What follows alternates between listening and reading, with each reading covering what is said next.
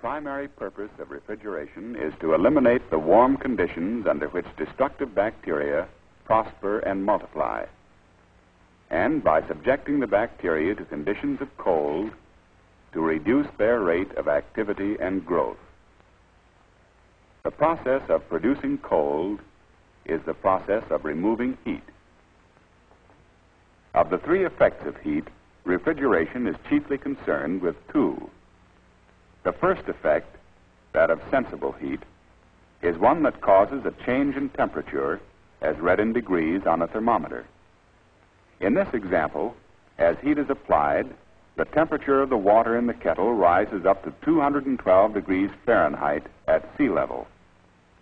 At this point, the temperature remains constant, and the second effect, latent heat, is observed. The water changes state and becomes a vapor.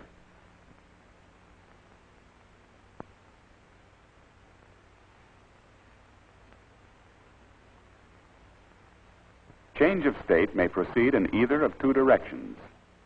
When a sufficient quantity of heat is absorbed by a solid, it passes into the liquid state. Upon absorbing more heat, the liquid evaporates and changes to a gas. When sufficient heat is withdrawn or released from the substance in its gaseous state, the gas condenses or changes back to a liquid. When more heat is withdrawn, the liquid freezes or returns to the solid state. For any substance, there are two distinct quantities of heat involved in changes of state. The first, latent heat of fusion, is the quantity of heat that must be absorbed by the substance in the solid state in order for it to change to a liquid.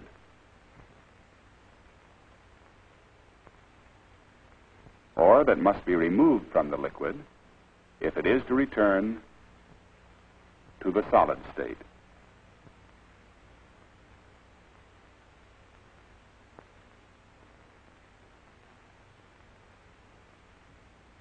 The other quantity of heat, latent heat of vaporization,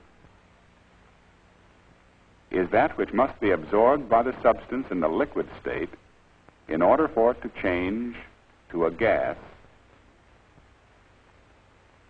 or that must be removed from the gas if it is to return to the liquid state. In mechanical refrigeration, it is the movement between liquid and gaseous states that is important.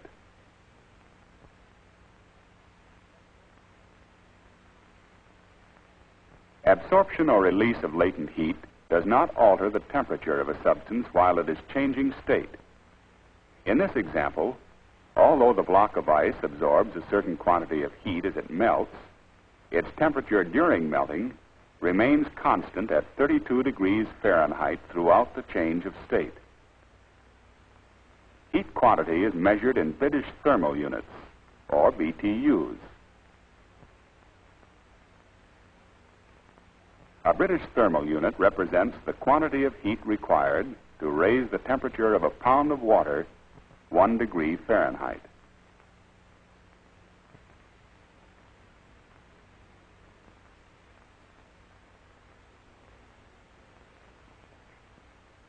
We know that when a liquid is heated to a certain temperature, it boils and changes to a gas. However, it is possible to cause the same liquid to boil at a lower temperature. This is done by controlling the pressure upon the liquid. The higher the pressure, the higher the boiling point temperature. The lower the pressure, the lower the boiling point temperature. It is through control of pressure that refrigerator temperatures are controlled. We know that heat will flow from the warmer to the cooler of two adjacent bodies, that the flow will be relatively fast while there is a large difference between the temperatures of the two bodies, and will become slower as this difference becomes smaller until it ceases when the temperatures of the two bodies have become equal. When a liquid changes to a gas, it absorbs heat which flows to it from its warmer surroundings. When these surroundings happen to be food in a refrigerator box, heat is withdrawn from it. That is, it is cooled or refrigerated. This is the rock-bottom basis of modern refrigeration. There are three methods by which transfer of heat from one place or body to another is accomplished. The first is conduction. When a flame is applied to one end of a metal bar, heat spreads through the metal, passing from molecule to molecule toward the cool end of the bar until the entire bar is hot. In the process known as convection, heat is carried along by the motion of a stream of gas or liquid whose function is similar to that of a conveyor belt. In conduction and convection, heat is transferred through or by matter. The process of radiation involves the direct transfer of heat in the form of waves, without need for a medium for the heat to move through. Refrigeration makes use of all three methods of heat transfer in removing heat from food items to a liquid cooling agent. Heat travels between the food and the cooling unit wall, both by means of radiation through direct waves and by means of convection through air circulation. The heat passes through the cooling unit wall to the liquid by conduction.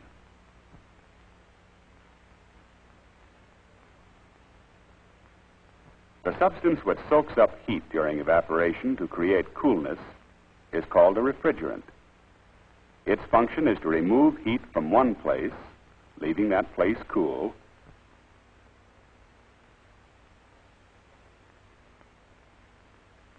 and to discard this heat elsewhere while it is being changed back to a liquid. To produce refrigeration, all that is necessary is a refrigerant that functions in terms of the physical facts and processes already described. Refrigeration would be adequately achieved if we placed a liquid refrigerant in a box and provided an outlet for its escape following its change to a gas. However, at this point, several practical problems must be solved. To minimize the amount of outside heat that enters the refrigerated storage space, the walls of the box are filled with insulating material which does not absorb heat readily and is a poor heat conductor.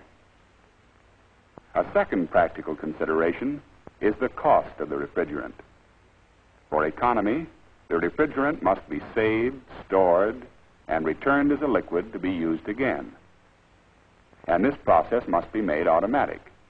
This is the purpose behind all the electrical and mechanical devices which we identify with modern refrigerating systems. There are two principal refrigerating systems, the compression system and the absorption system. The basic difference between them lies in the source of the energy that drives them. The compression system operates on mechanical energy produced by a motor-driven compressor. The absorption system uses heat energy supplied by a flame or some other source of heat. The compression system, activated by a compressor, will be described first. It is divided into the high and low pressure sides.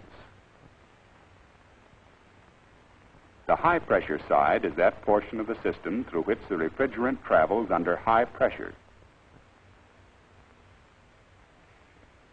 This side starts at the discharge valve of the compressor and includes a condenser, the receiver or storage tank, and the liquid line.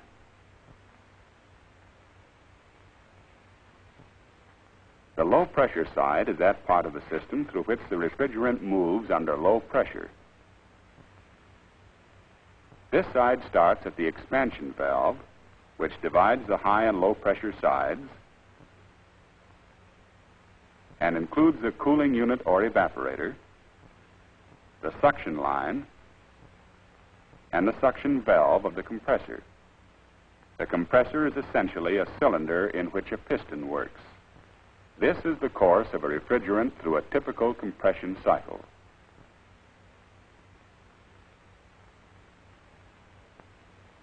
The refrigerant, in the form of a gas under low pressure, is drawn from the suction line into the compressor. The gas enters the cylinder through the suction valve as the piston moves on its downward stroke. When the piston moves upward, the pressure and temperature of the gas rise. The gas is compressed and is finally pushed through the discharge valve into the condenser. The refrigerant enters the condenser as a high-pressure gas, and its temperature is higher than that of the air or water cooling the condenser. As heat flows from the gas to the cooling agent, the gas condenses, changes to a high-pressure liquid, and passes into the liquid receiver or storage tank.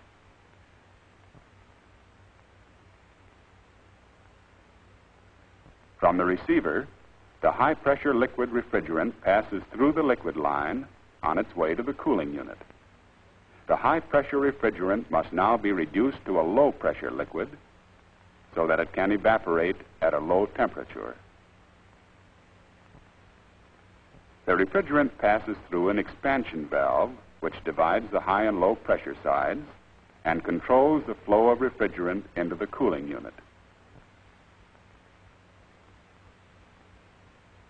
The refrigerant enters the cooling unit under a reduced pressure caused by the suction stroke of the compressor.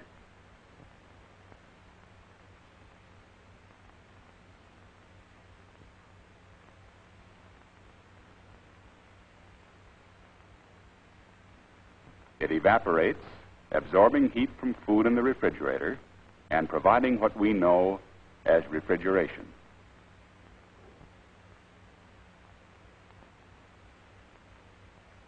The refrigerant, now a low-pressure gas, is drawn through the suction line back to the compressor, completing the cycle. This, then, is the cycle of changes of the refrigerant as it moves continuously through the compression system.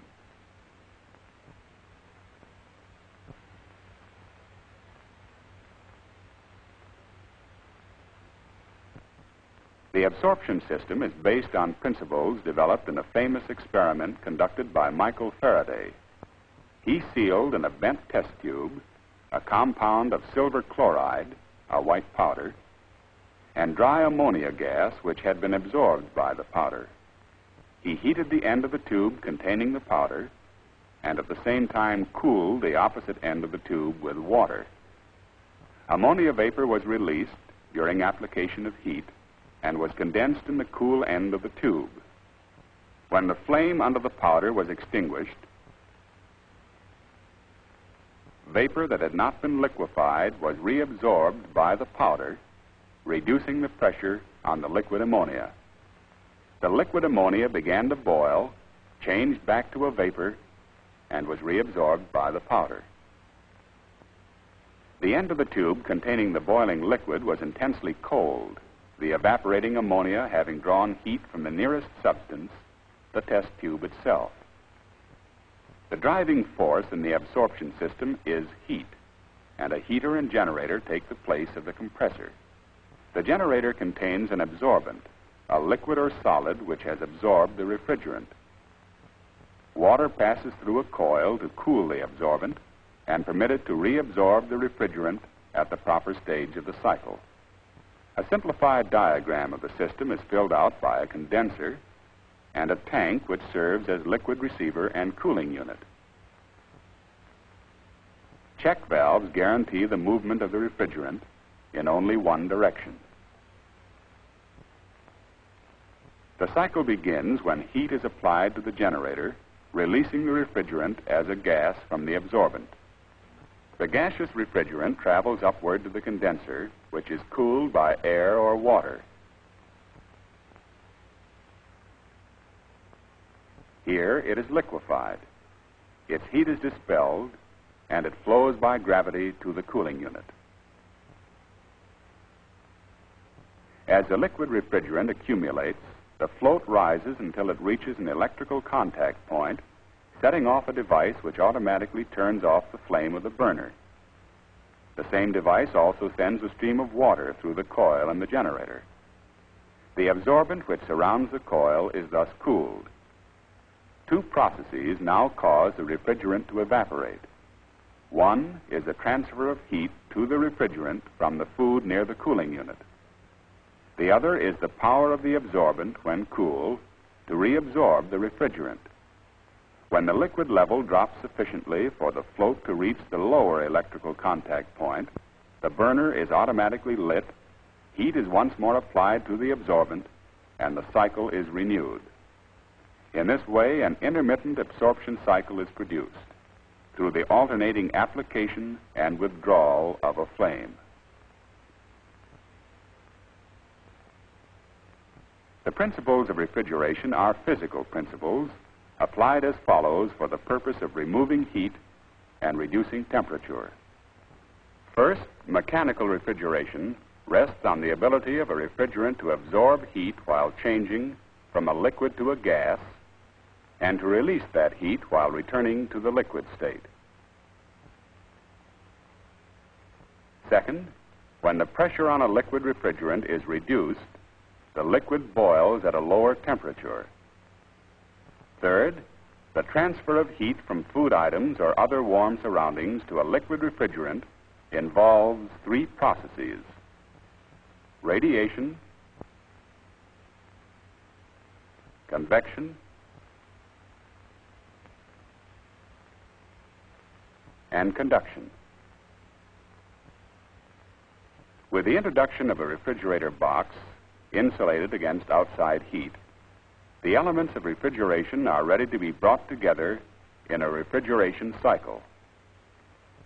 In the compression cycle, the compressor forces the refrigerant through the system.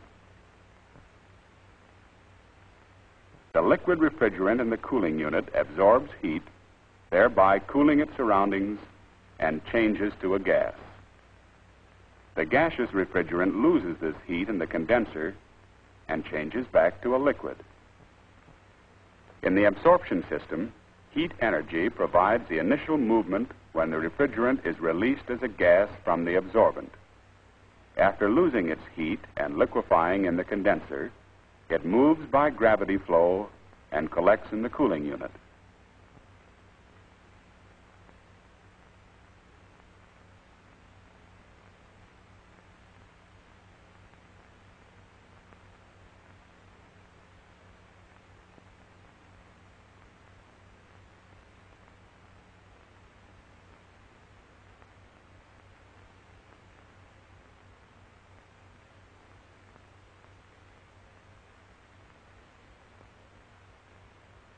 The refrigerant then absorbs heat from its surroundings, changes to a gas, and is reabsorbed by the absorbent. These are the principles of refrigeration. Understanding them is basic to good refrigeration practice.